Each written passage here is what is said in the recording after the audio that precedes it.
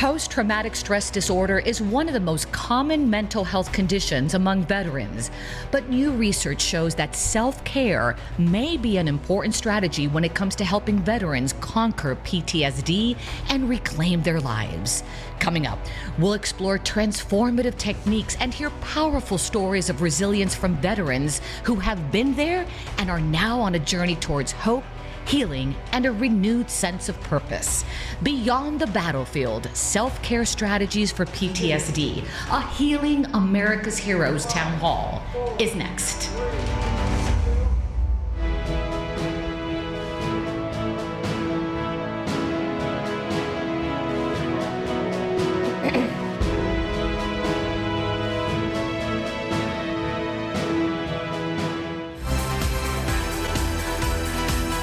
Thank you to the Eunice Joyce Gardner Charitable Foundation for its leadership support of the Health Channel.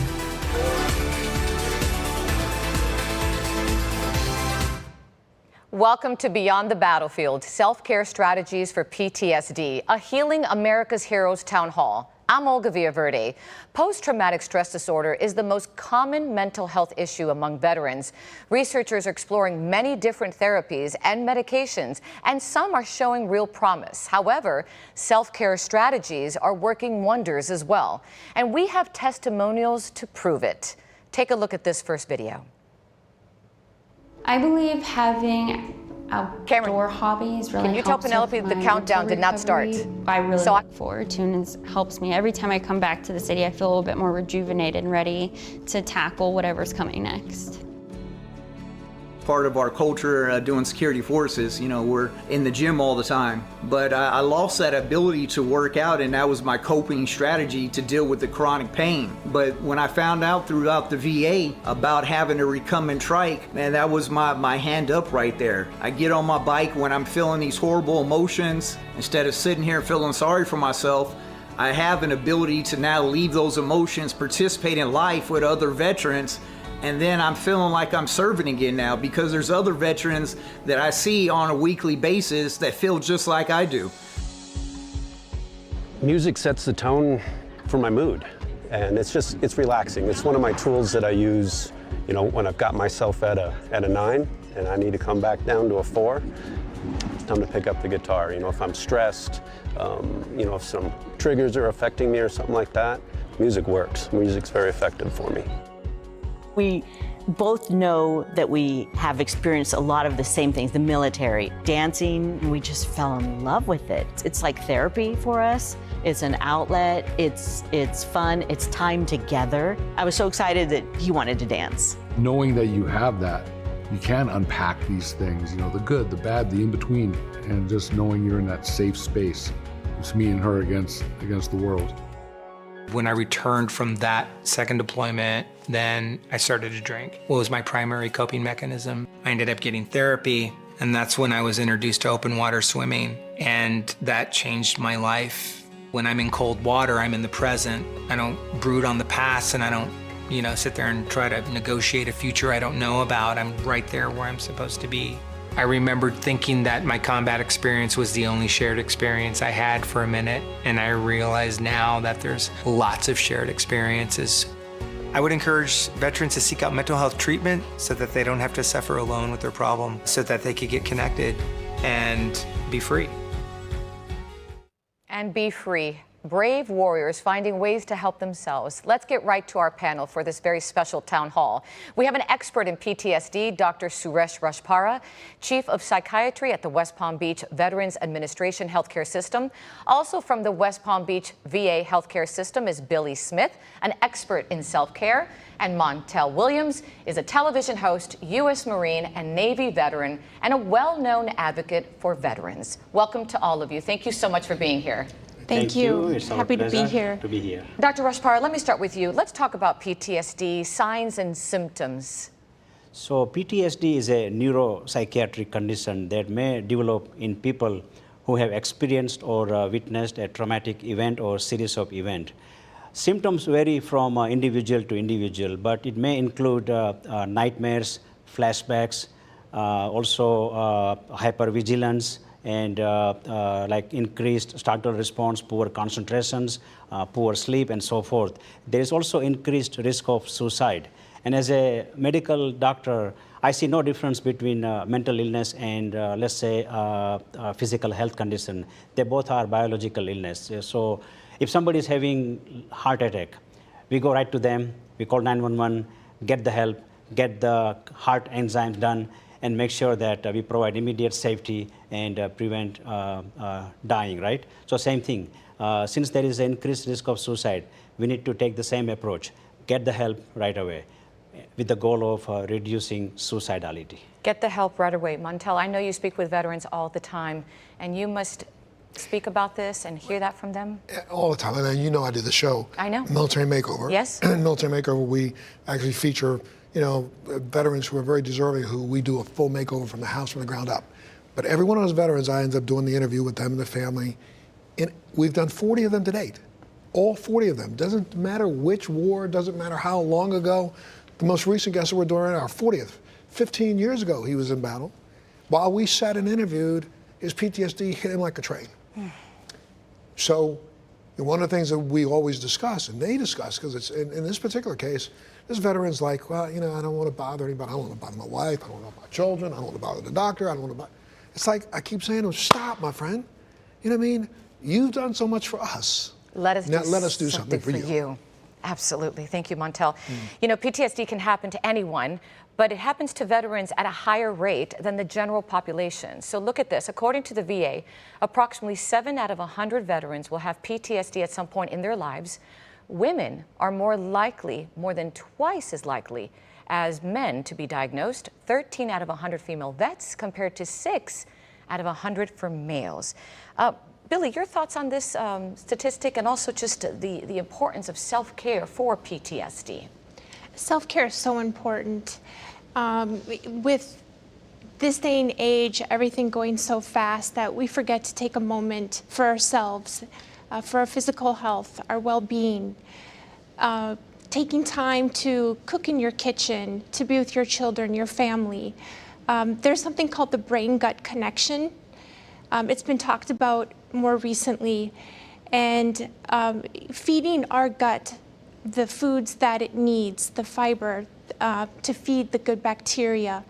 You may have heard or experienced on your first date, I've had butterflies in my stomach. Well, that's a perfect example of the brain connecting with your gut on what happens. So it's important to take time to feed your gut and your brain the healthy foods that you need in order to move forward. Thank you, Billie. Montel, something that you just said about veterans saying, I don't want to bother my wife or my spouse or my children.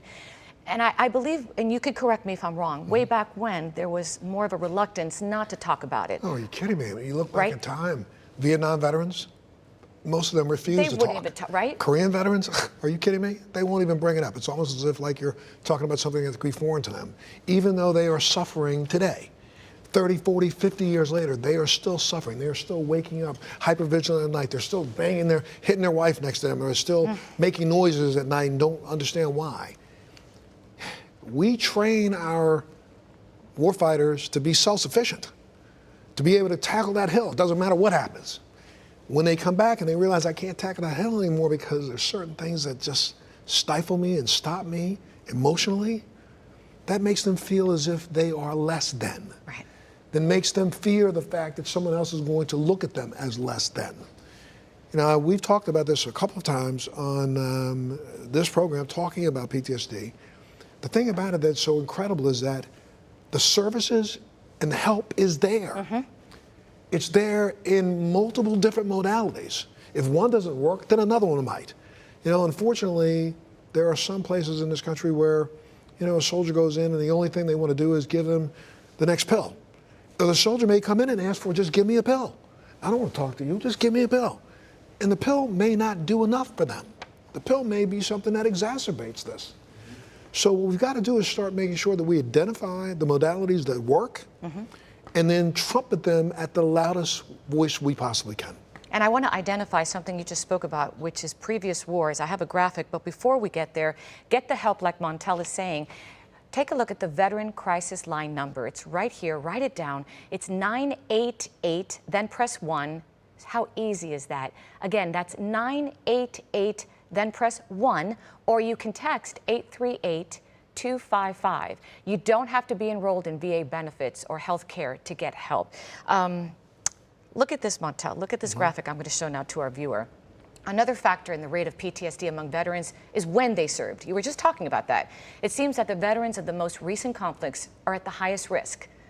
So look at the graphic. Over 25% of those who served in Operation Iraqi Freedom and Enduring Freedom in the early 2000s have had PTSD at some point in their lives.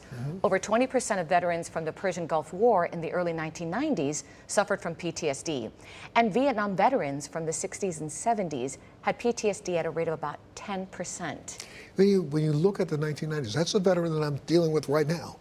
He was in the earliest conflict that we had. And for the last 20 years has really held it inside.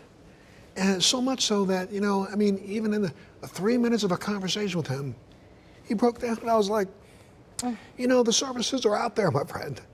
Let you know what they are. There's a protocol I've been working on for years now. It's called RTM. It's now finally done a double-blind study at Walter Reed, done a double-blind study at King's College. It's being used right now in the Ukraine and in Poland. We've trained over 150 clinicians there. The Swedish government just asked for us to train clinicians there because this protocol is about 90% efficacious. 9 out of every 10 people who go through it remit their symptoms of PTSD in 5 to 10 hours, no medication. Dr. Rajpara, looking at that graphic, and Montel was talking about these wars, some more recent, some a little further down. Why do you think there's a greater number of cases with the most recent wars? So it is a great question. Before, there was definitely some stigma. It's very difficult to get the accurate rate of prevalence of PTSD. However, in recent years, there is actually more awareness about addressing mental health concerns, not only addressing, but addressing them early on. And also, veterans are also ready to acknowledge their PTSD symptoms and seeking treatment. Also, there is some evidence that with the recent wars in Iraq and Afghanistan, many of our veterans have been deployed multiple times. So there is like a cumulative effect on exposure to traumatic events. So more trauma, there's likelihood to be more rate of PTSD. So that might be the reason contributing to the greater number of PTSD in recent years. And Billie, talking about self-care, how hard do you feel is it to get veterans to try to get that self-care help that they need and to give it a try for that matter? It depends where they're at. I always approach them with kindness, respect, and compassion. And I believe in planting the seed. And when they're ready, they'll come back. And usually they'll be extremely thankful and apologize for the abruptness they had before. And how do you do that? For example, if a veteran says, I just don't need this self-care, I don't believe in it, I don't think it's going to help me. I will tell him, well, we're always here. I'm here in this classroom every Tuesday at 10:30, and when you're ready, we'd love to have you. And sometimes I'll even send them out an email a couple weeks later inviting them back. And some of them don't even recognize they're already implementing self-care tools themselves just to be able to maintain whatever level of life they have. So for Billie to point out the fact that I've got other programs and other ways for you to think about what is self-care. It's very interesting when you say to somebody, well, there's a way for you to help treat yourself. Exactly. That's not what I've learned since I was a child. I need a doctor to teach me something. So when we then put it back in their hands and make them understand, remember that hill you need to climb? Well, this is another hill you need to climb. And when you start climbing this hill, you're going to start to realize that the more and more I take care of myself, even let's say I start working out. Let's say I start running. Let's say I start playing pickleball, volleyball. It doesn't matter what I do, but I get up and start moving. It's empowering. And every single step is a baby step that turns to a big step, turns to a leap. Absolutely. Looking for signs is so important. And that was the case for the veteran in our next video. Take a look.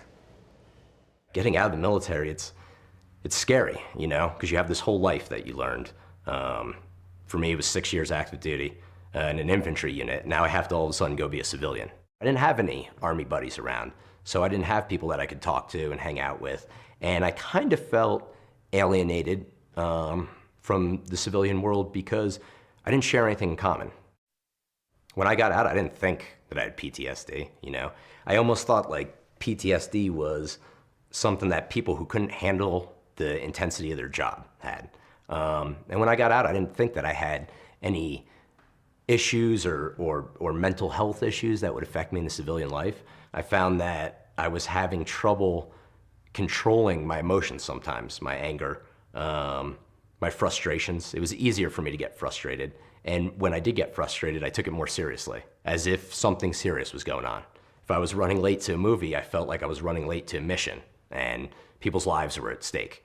But that wasn't the reality. That personality characteristic, that intensity, that drive makes you succeed in the military, but it doesn't in the civilian world. It alienates you. It took a lot of other people coming up to me and telling me, hey, I think you have PTSD, or hey, I think that you have things going on that you need to talk about or you need help with. I say, no, I don't think I have PTSD. What could I have PTSD from? And I was always thinking there has to be some specific event. I don't have a constant nightmare where I wake up and I'm reliving a specific situation. I'm not constantly bunkered down in my house behind sandbags, you know, waiting for the invading army to attack. No, I don't have any of those things going on. But there is something kind of wrong, you know? I do have this agitation, this anxiety, this hypervigilance from time to time. Maybe something's not right. At one point, I felt hopeless. I felt like I'm on the road to not recovering. I'm on the road, I'm on a downward spiral into some abyss of like, you know, mental disability. But working with speech pathology and TBI clinic at the VA they had me turned around quick. Turn around quick, what we want to hear. Montel, you served all over the world, and of course, thank you for your service. You and I have worked together a lot for many, many years now. Let's not talk how many years. We don't want to date that. For sure. Come on now. Come on now. But I've never asked you this, and if you don't want to answer, that's fine. But did you feel moments of PTSD in Absolutely. your recovery? Absolutely. When I came out, when I got out of the service, part of it is because what the young gentleman just said earlier. There wasn't a specific event as much as it was the cumulative effect of being hyper vigilant all the time. I was a special duty intelligence officer. I did very special missions on platforms that put us in harm's way 24 hours a day for 90 days in a row. There were some periods of times in that 90 days in a row that I slept maybe 2 hours a day, 3 hours a day, 3 hours in 2 days, you know? And you're constantly focused on what could go wrong, what's gonna go wrong. I can say, without breaking any security violations, some of this was on a submarine. And I did 3 submarine missions that were literally the most intense things that I've ever done in my life. Because one wrong decision from me, everybody could have died. Because I was feeding information to the CEO of the ship, and he could have said, turn left. When I said, no, turn right, and he turned left, we wouldn't, you'd lose your quarter. Video game's over, okay? So I did notice after I got out that I'm intense, I know I am. Part of that intensity was 3 times what you see now, in every direction. And then unfortunately for me, when I got diagnosed with MS, one of my initial symptoms not only was neuropathic pain and other issues that I had, but I suffered from what's called emotional lability, which that young man was just talking about. I couldn't control my highs, my lows. They call it pseudo-bulbar effect these days. However, but you know, I could be extremely high, I could be extremely low within a second. I could walk out this door and see a puppy and start crying and wouldn't realize why I'm crying. When I realized, and finally it hit me, you know, when I very first started in this business, in television myself, after leaving the military, I had been working, starting the Montel Williams show for about 7, 8 weeks. And my executive producer came up to me and said, you know, have you ever heard please and thank you? I know, it's that military thing you got going on where you come and bark orders, but nobody who works for you takes orders. So you need to stop that, check yourself. And when they said that to me, I realized, wow, how intense really am I that people That made me stop, focus in, and start to learn things about mindfulness and other things and other techniques that I could do to bring some of that down and get some control over that. Billie, you're nodding your head. I'm sure this is something you hear from veterans, and your thoughts on just his own story. Yeah, thank you for your service, and thank you for sharing your story. I hear those stories. I've been in the VA for over 10 years and have heard many of those stories, and it's hard to slow down. And mindfulness it's hard to practice. Someone came up to me and said, "Why don't you practice yoga?" That's not for me. And I walked away. But there are so many different forms of mindfulness that you can practice, from meditation to Pilates to walking in nature, simply walking slowly, feeling the breeze against your face, hearing the leaves rustle on the ground, taking that moment to notice what's in your surroundings. That's right. Dr. Rajpara, I want to show you this video and this graphic, if you don't mind, because veterans face a lot of different challenges that can make them susceptible to PTSD. So according to the VA, there are specific risk factors such as deployments, combat, and military sexual trauma. So does the VA screen every veteran who comes in, or do they have to ask to be screened? No, veterans do not have to ask. VA does screen each and every veteran for PTSD. Okay, and then my other follow-up question is the video that we saw with Skylar, and I took some notes here. He discovered during treatment that he had traumatic brain injury during combat. Can you explain how TBI can affect PTSD and overall mental and physical health for that matter? Sure. Traumatic brain injury is a very serious trauma to the brain. It's a very serious traumatic event, and it can have consequences both physically as well as mentally. And again, symptoms differ from individual to individual, based on the type and the nature and the severity of the trauma.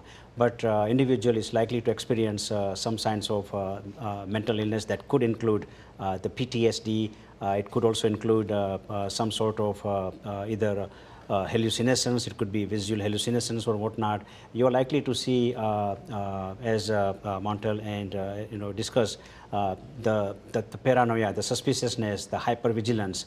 And in terms of the physical consequences, somebody could have a cognitive decline, difficulty in attention, difficulty in concentration, difficulty in focusing. They might have difficulty with fine motor skills or gross motor skills and whatnot. So again, it's definitely a serious and debilitating condition with both mental as well as physical consequences. And if I can just add, one of the things that a lot of our veterans don't focus in on, they're thinking, oh, I had to get hit in the head by a brick or a rock or something, shrapnel had to hit me in the head for a traumatic brain injury. No, just the fact that they were in a battlefield and I and my battle buddy are firing off an M16 for 4 hours in a row. Yeah. And then I'm taking incoming blast at land 15, 20, 30, 40 feet away. We know that concussive blast goes through the brain and does damage. It does. And cumulatively, this is damage. Remember, we do as much damage to the veteran brain, I think, in some of our training that we do in our deployments. Because some of our troops do live fire training. Some of them, do training to the point that they fall off of something, smack their head, and then of course, get up, get your. No, we don't want to get you up immediately and get you going, though that's the attitude that most people have. We've got to pay, I think that's something that fortunately the VA is paying attention to. Society isn't paying attention to it the way it should. But this is something that we as a nation have to stop and agree. Not only do we need to help our warfighters, but when we talk about suicide ideation in our military, we do have over 100 people a month who are civilians who take their lives. And some of them experience the same issues, not necessarily from live fire, but whack your head 2 or 3 times getting up under the counter. That causes some concussive or traumatic brain injury. So I'm so glad that we have finally now accepted one or two things. One, that there is mental illness, and 2, there is traumatic brain injury. So now let's start doing something about it. And again, just to piggyback on what Montel said, even look at the suicide rate. The suicide rate in those who had serious TBI is twice as much as general population or veterans who were not exposed to such traumatic brain injury. So it is a serious condition, and I just want to thank you for all your services to the nation. Oh, thank you, sir. Thank you so much to all of you. Something else that there is, and this is very real, is military sexual trauma. Sometimes military personnel don't feel comfortable talking about their experience. Our next veteran, Tricia, shares how she was a victim of military sexual trauma but didn't tell anyone for years. Take a look. I experienced military sexual trauma while I was in my officer candidate school in the Navy. And pregnancy resulted because of it. And I was completely isolated. Women in the military will isolate themselves when that happens. They won't tell anybody. They won't even tell each other. The scary part about it is that, we're trained that the guy to your left and your right is your brother. Well, if it's your brother that's assaulting you, who are you gonna tell? I guess I never recognized it in myself, then, and it wasn't until later when I, saw a psychologist after my service that I realized I was totally in denial and blamed myself. Hi, are you Tristana? I'm Barbara. She started doing outreach for women veterans issues and talking about women veterans issues. And I said, well, have you ever been to the VA? Well, no. Why would I want to do that? I don't want to talk about it. His favorite quote is, you can only lead as far as you've gone. And you're trying to lead these women vets, and you haven't even been there. You haven't walked through the doors yourself. Through my comp and pen physical, I met with a psychologist, and we talked about my military sexual trauma, which by that time had been 10 years prior. I had never even told anyone how I ended up pregnant back then or what happened to me. I work with a lot of women vets, and we meet for coffee and we talk, and you hear story after story of experiences of military sexual trauma or PTSD. Sometimes they go hand in hand. Once you start talking to women vets, our experiences are very similar. You have this idea of, it's people who have got a physical injury that need to go to the VA. And it's not just about physical injuries. The hardest conversation you'll ever have is a conversation you'll have when you take 2 steps forward and then turn around and face yourself. We're 2 military people with order, and we had been single parents prior to, so we had different issues. That's a lot of stuff going on in a household, so we get mental health help because we need it, and it's keeping things healthy and in a great environment for us and our family. The first step is going to the VA and get a treatment plan for whatever ails you. Mental health, anxiety, whatever it is, it's your service.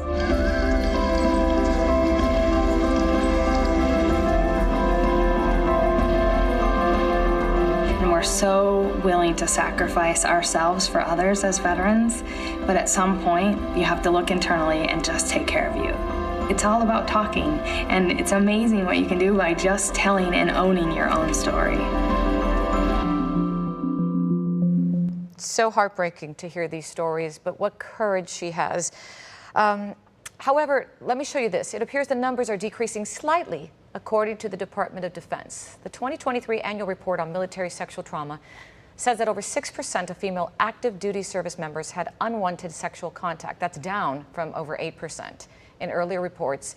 For male active duty members, the rate of unwanted sexual contact is now just over 1%, which is only a slight decline from earlier reports. Billie, I want to just talk about her story. 10 years she didn't tell anybody. 10 years she kept it inside. Your thoughts on just what she expressed in... I can't imagine carrying that burden for that long. Fortunately, the VA has increased their services that they're offering to women, and we have the support there. So I encourage you as a woman, if you did experience MST, to talk to your provider, any provider at the VA, and get help. You know what we've also got to do, and I applaud what the VA is trying to do because they've got the services there, they're at the door. But take a look at the last 5 years. In the last 5 years, we've had terrible stories that have come out to confirm what took place at the Coast Guard Academy, other places. And what does our Congress do? What does our Senate do? When it's given an opportunity to pass bill and legislation to see if they could stop some of this, They don't do it. So not that I'm going to refute the numbers that you just gave, but those numbers going down in the last year just say to me, oh, you just silenced a whole bunch more women. It's time to stop silencing this. Right. First off, these are our daughters, our wives, our sisters, who are going off to do something that, yeah, you have to really think about this. Less than 1/3 of 1% of this nation puts a uniform on their back to defend our democracy. And of those, there are women who are doing that. Again, like I said, our daughters, our mothers, our wives, our sisters. And we won't support them 1,000,000% to say, if in fact this has happened to you, step up and say something. I look into the camera and I say, if there's a woman out there right now that's a veteran and you were assaulted, step up to the plate. Please, if you don't do it for yourself, do it for someone else. But right now, we've got to get you out of the shadows, get you into the light, and make this country understand enough is enough. Absolutely. And Dr. Rajpara, and I can't agree more with Montel, and it's very difficult to even hear that story and realize what she went through. And the fact that she didn't talk about it for 10 years, what is keeping quiet what does that do on that person in their life, emotionally, physically, spiritually? That silence. I'm sure, it's quite traumatic. So there are many emotions, especially, shame, guilt, holding self accountable for that. And that's the area that, we need to focus on, educating these victims as to what is out there. As Montel said, just get out, seek the help. If you don't feel comfortable, talking to your, superior, talk to your friends, your trusted friends, your family, or your battle buddy, but get the help. Not only for yourself, but also for other women who may be in the same situation. So it's very, very important to get out and seek the help that they need. And Billie, I was reading here that the VA has a self-care mobile app called Beyond MST. It actually helps to support victims. Can you tell us more about it and how it works? I'm very interested. Yes, this app, excuse me, it is a confidential app. It goes through a series of questions, and it kind of guides you as you go through, and everything is confidential. So I encourage people to use that app, even people who've experienced trauma that are not in the military would benefit from using this app. And is it someone, forgive me for asking these questions because I don't know, is it someone that's going to be talking to you? Is it just questions and answers? Questions and answers. And again, confidential. Confidential. Beyond MST. Good way to get started. That's a good way to get started. Absolutely. And I'm going to say it again, Beyond MST. In our next veteran story, substance use and gambling took a huge toll on their life. Eventually, this veteran hit bottom and sought help. Take a look. I was out hustling golf, gambling on horses, bouncing checks anywhere that I could. I had one buddy left who lived out in Riverside, and he was going to cash a check for me, not knowing that it was a bad check. It was pouring down rain. And every intersection that I went into was flooded. And every time I tried to go into an intersection to his house, lightning and thunder, and I had nowhere else to go. So I called Mom, and I said, Mom, I think I got a problem.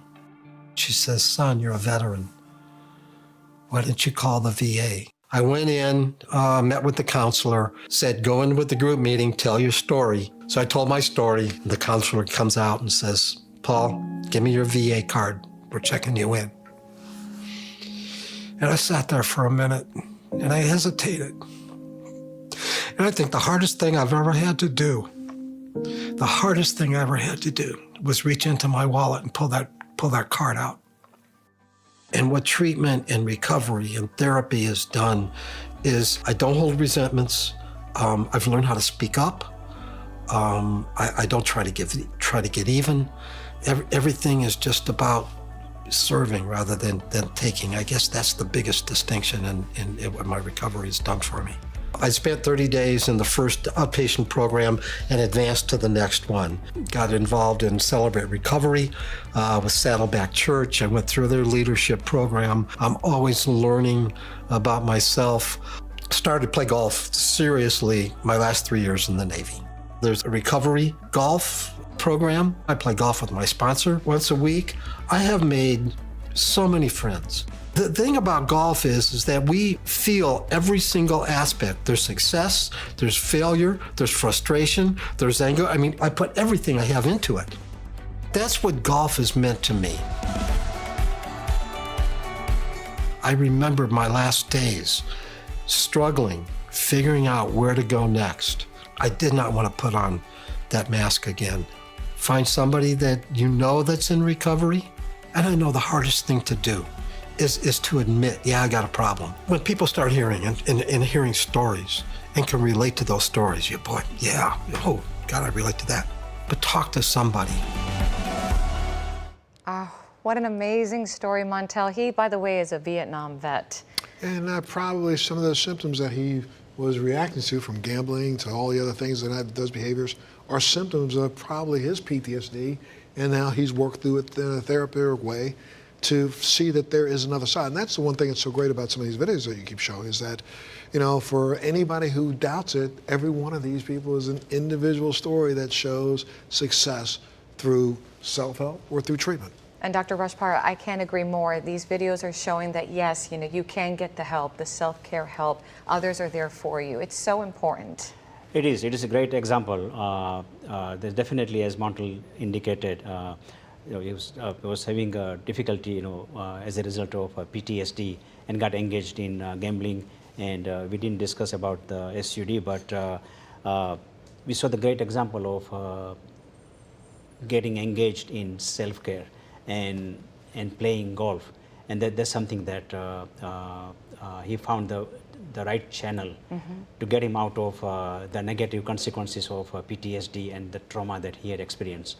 And he became fully productive back into the society again. So it's a great thing. That's the reason, actually, you know, we continue to emphasize on self-care. You know, self-care is very, very important, not only for veterans, you know, who are suffering from mental illness, but veterans in general, because everybody can get engaged and do something for their emotional and physical well-being.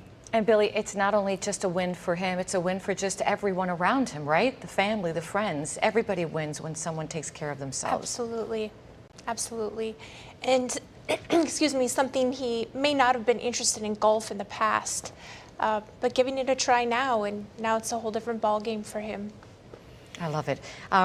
Talk about family and friends. This next story, which is going to warm your heart, it can make such a difference in a veteran's mental health. Our next veteran is Mario.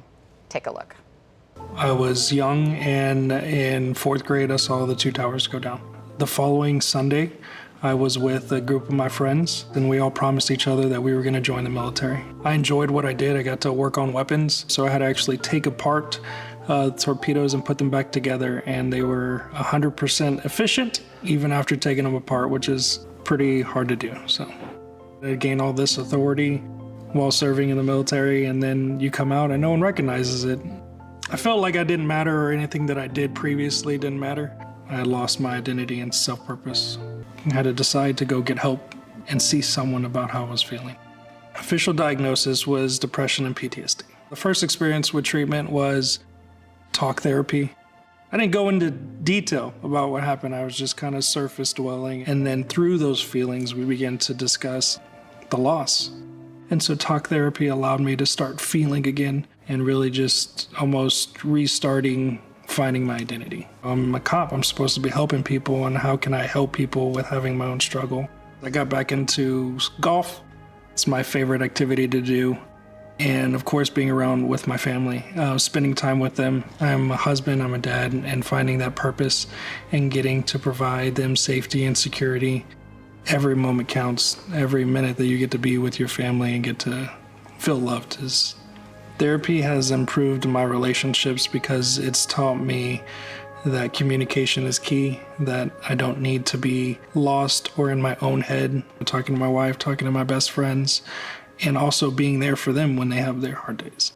So the reason I wanted to work on the mental health crisis outreach team and my experience is because people feel lost, like they've been forgotten. And so getting to provide that opportunity to where like, I'm here, I see you, and for the next moment that I'm standing here, you're all that I care about. Getting help is a way to feel free, not feel in bondage by fear, anxiety, sadness, depression, guilt, and I feel like I have true freedom now. I love that story, true freedom. I have two questions from our viewers on Facebook. I'm going to get to them in just a bit, but I want to stay with Mario.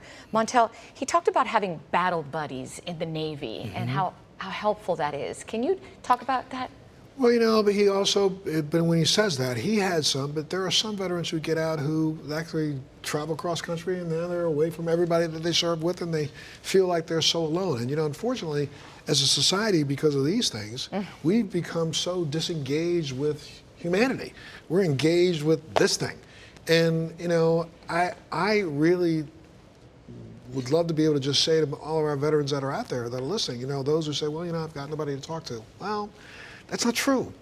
Say hello to the person next door.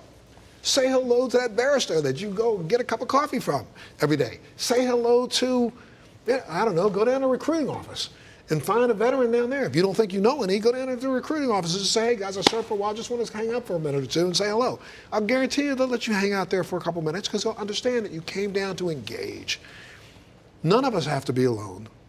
We choose to be alone.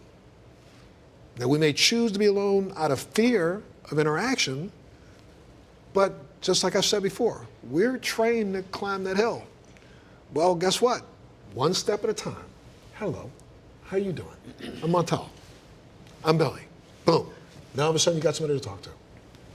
Thank you, Montel. Sure. A few questions I want to get to from our viewers. We've got one from a veteran, and he states, as a veteran and a medical doctor from the Vietnam era, thank you for your service. Is there a role for psychotropics in the treatment of PTSD? Dr. Rush? Yes, there is a significant role of psychotropic medications. There are several evidence-based treatment modalities for PTSD. Some of them actually are what I call SSRIs, selective serotonin reuptake inhibitors, such as sertraline or paroxetine. So these are the medications they are recommended to treat the symptoms of PTSD, especially depression and anxiety, and they are highly, highly effective. Fantastic, thank you. Another question we got from Facebook. I'm going to give this one to you, Billie. It's from, actually, no name. Can you please talk about how the quality of food given to veterans affects them? Oh, it's right up your alley. We literally are what we eat. It is so important to try to consume foods that are whole. The less processed, the better. I actually just taught a class on the difference of ultra-processed foods to processed foods to whole foods. And I'm impressed with the knowledge that the veterans have, but it's always important to go to the whole foods first when possible. All right, and another question from Facebook is, will you please discuss the art therapy program in Palm Beach County? It benefits, it's the Brave Hearts program or other art programs. Anyone want to take this one? I would think, I don't know the program, but just what you just called it, the Brave Arts program. I love the name. It seems to be a program where people get together and experience art and beauty and share what's internal to them with other people. So it's an opportunity to have a social setting where you feel free, where you feel, you know, appreciated, where you feel engaged. And so any program like that, I think, is something that's very special for veterans. But then also should be backed up with a visit to the VA hospital. Go see your doctor. Make sure that you're on track. Make sure that, you know, you're just not, you know, we've seen several different other videos where they've talked about golf. Well, think about golf for a second. Why is golf such a really good way to go out and be a part of nature? You got to concentrate on one thing. It's you and that ball. Getting that ball down that thing, and then you're standing out there and you're looking, and for 5 or 10 minutes, you're trying to feel the breeze. You're trying to see, you are actually in the moment. And that's what's so important about mindfulness and mindfulness training, is stopping for a second and appreciating the moment. you know, and that's what so many more of us need to do. I agree, and you just took a question I was going to ask Billie. I actually have two for you because mindfulness, I think, is huge. So I wanted to ask you, what type of mindfulness techniques do you suggest for people? And I was just wondering, art, do you include that as well? Well, I actually wanted to go off of what you were saying, Montel. We do have art therapy in the VA. We have music therapy in the VA. And I am impressed every time we have an art show where all the veterans showcase their artwork. And you get to know the veterans. And when you see their piece of art, sometimes I'm taken back by what they develop and what they create. So yes, we have many types of self-help and programs at the VA. Be sure to ask any provider at the VA to find out what your VA offers. And Montel, here's a testimonial on what you just talked about with the golf and walking. A veteran on Facebook, and thank you for sending this question and thank you for your service. He writes, mental health peer support groups, art therapy, chiropractic, and learning to cook healthy and take walks were all huge, and that has helped me. So there's a testimonial right there, Montel. Oh, there you go. I appreciate that, but at the same time, I mean, what people have to understand is that you can spend time, it's really funny. You know, you hear all your life, don't talk to yourself, don't talk to yourself, don't talk to yourself. Why shouldn't I talk to myself? I'm my best friend. It could be no better friend to me than me if I really, really work at talking to myself. So why not start your day? You know, people try to figure out, how do I meditate? Because I don't know how to do that. How do I practice mindfulness? I don't know how to do that. I'll give you one way. Get up in the morning. While you're standing there in the mirror and you're looking in your face, I tell you, I say this to myself every night before I go to sleep. What did I do today that's worth talking about tomorrow? Oh, I like that. What did I do today that's worth talking about tomorrow? When I get up in the morning, the first thing I do when I'm standing in that mirror brushing my teeth is I think about what it was that I said was worth talking about that day. So maybe yesterday I helped open the door for somebody. Maybe yesterday I worked on a whole project that was involved with PTSD, and I feel like we made some really, really breakthroughs. Okay, so I wake up in the morning and I say, you know, yesterday, that was a good day because we did that. That was something that you did. So guess what? I start my day with a success and not my day with, oh, woe is me, what's in front of me. If I had a success yesterday, I can have another success today. So spend a little time in the morning talking to yourself. There's so many different ways to do it that, you know, I started learning how to practice mindfulness on my last submarine trip when, you know, I knew I only get 2 hours of sleep and I wanted to go to sleep, and the only way I could get there is to shut this brain down.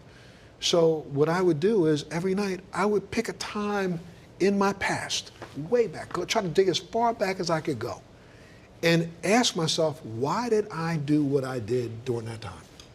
So I'm a 30-year-old guy on a submarine. I was thinking about what I did when I was 17 years old in high school. I thought through some things. I made some decisions. I made a person cry one time. And why? Because of my ego. Check yourself, Montel. So maybe the next time somebody says something to me like that, I don't have to fire back at them. I can just let it go. I don't have to. So if you spend time talking to yourself a little bit, and I'm not saying talk to yourself so that you think you're crazy, but experience you. Understand what makes you tick. That's as important, I think, a part of mindfulness as anything else in the world. Agreed. Thank you, Montel. Sure. I have another question from a Facebook viewer, and they write, Dr. Rajpara, I'm going to give this one to you. How can we help veterans rebuild their sense of worth and purpose? In other words, when they're in the military, everything matters there. When they come home, they feel they don't matter anymore. So that's, we're talking about the identity. Because, you know, they have, when they are in military, you know, they are having a military identity. There is a set structure, there is a roles, you know, expectations, and regimented schedule and the structure, right? So when they are back into the civilian life, that can be frustrating and can be very, very stressful. So it's important to work with them, educate them, and help them understand their purpose back into the civilian life. What is that, you know, they are expected to do, and how we can help them get reintegrated back into the society with that the purpose that they want to start their civilian life again.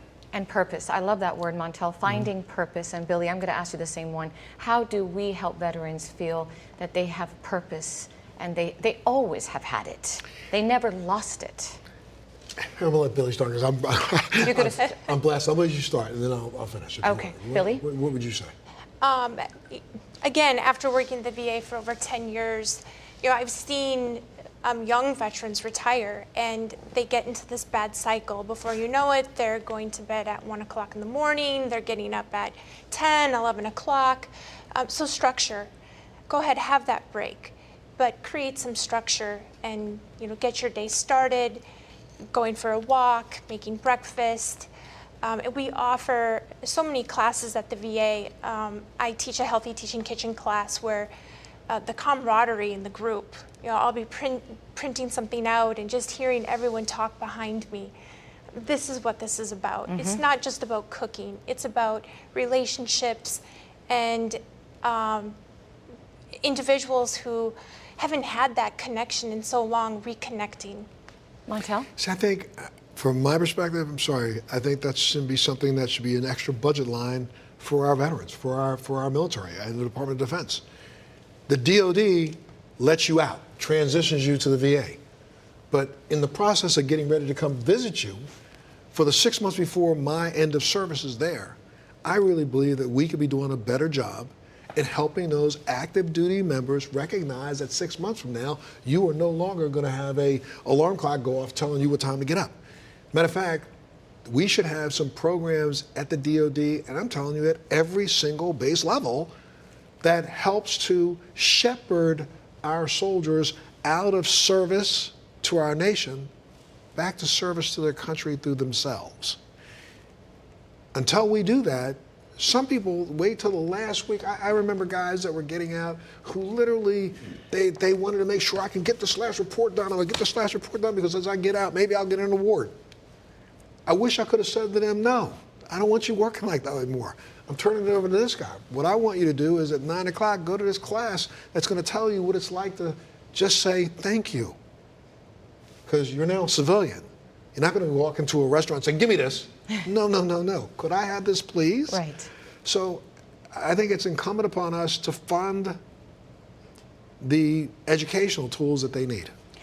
I have 2 more questions. We have a few minutes left in the show, and I want to get to them from our Facebook viewers. Billie, I'm going to give this one to you.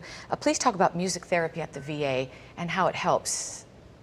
Oh, they offer guitar lessons, piano lessons, even singing lessons. Actually, where my classroom is behind me is the music therapy room, and sometimes I hear them singing. And they'll often have groups as well.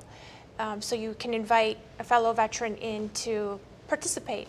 And again, it's that camaraderie, that being together with individuals who have gone through the same thing that you've gone through. And I can imagine just the body language just changes when the music starts, and there's just so much smiles. And music is just, it's transforming. It's fantastic. Yes. Dr. Rajpara, I want to ask you this question. It's actually from my boss, but he told me not to say that. So is there a difference between clinical depression and PTSD, or are they the same? Well, again, as I said, PTSD itself is a neuropsychiatric condition, and one of the symptoms of PTSD could be depression, or it could be also anxiety too. So when you are talking about depression, clinical depression, there is a such thing as a clinical depression. But those individuals who are challenged with PTSD, they could also have clinical depression. So when I say clinical depression, I'm talking about somebody having a major depressive disorder. And you can see that clinical condition in absence of PTSD, and you can also see that clinical condition as a part of comorbid conditions that many of PTSD veterans will experience. Fantastic. Okay, well, we're nearing the end of the show. I do want to get some final thoughts from all of you.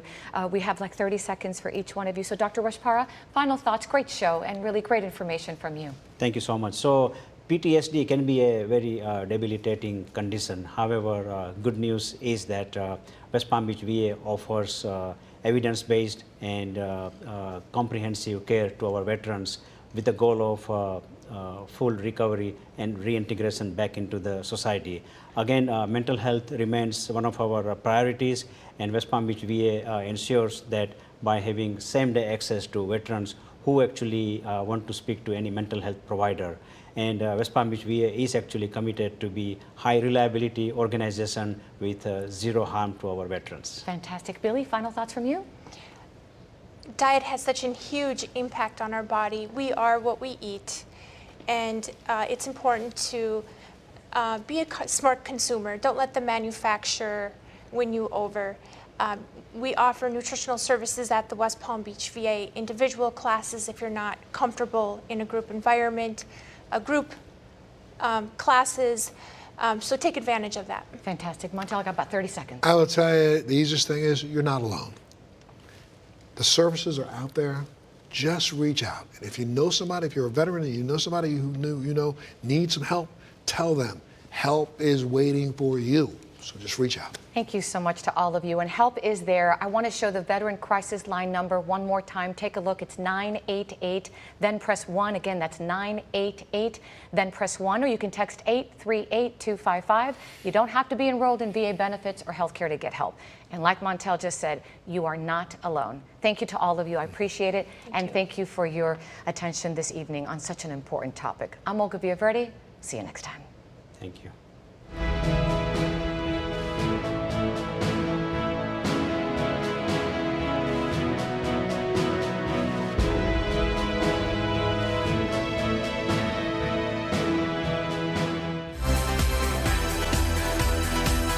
Thank you to the Eunice Joyce Gardner Charitable Foundation for its leadership support of the Health Channel.